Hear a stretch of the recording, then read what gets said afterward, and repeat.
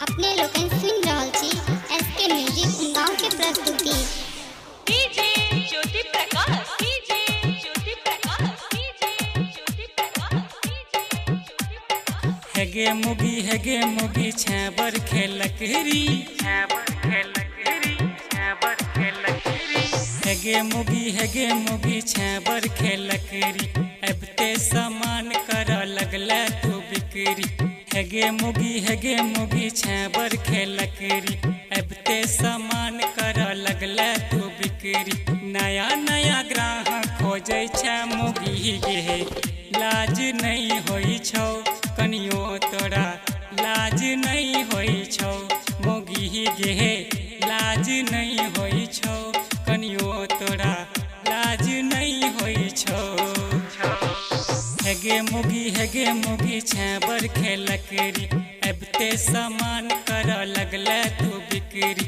नया नया ग्राहक खोजे छे मोगी गे, लाज नहीं होई छौ कनियो तोरा, लाज नहीं होई छौ मोगी गे, लाज नहीं होई छौ कनियो तोरा, लाज नहीं होई छौ तोरा, लाज नहीं होई छौ। DJ Jyoti Prakash, DJ Jyoti Prakash, DJ Jyoti Prakash, DJ Jyoti Prakash. Ramdhanpur, Ramdhanpur, Ramdhanpur,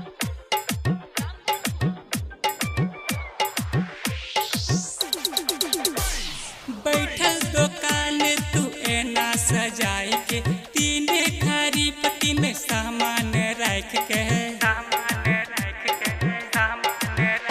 अगे बैठल दुकान तू एना सजाई के, तीने जगह पर तीन सामान रख के।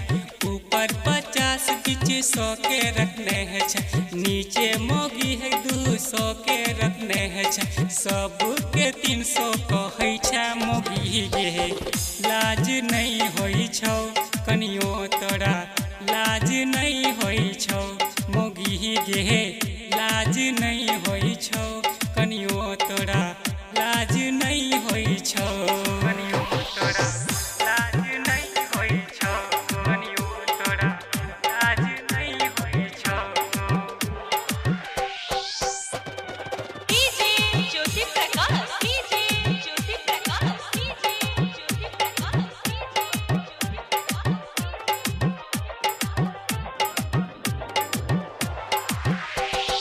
रामधनपुर, रामधनपुर, रामधनपुर,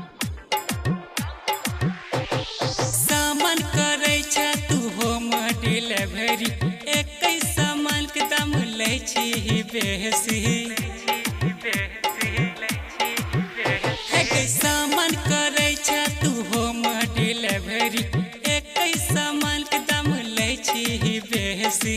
रोज ग्राहक के तू नहीं चिन्है छे, रोज नया नया ग्राहक खोजे छे, हमरा पर ध्यान नहीं दै छे मोगी गे, लाज नहीं होई छौ कनियो तोरा, लाज नहीं होई छौ मोगी गे, लाज नहीं होई छौ कनियो तोरा, लाज नहीं होई छौ।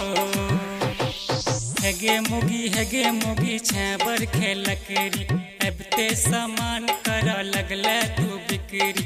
हेगे मुगी छेबर खेलकरी, अब ते सामान कर लगला तू बिक्री।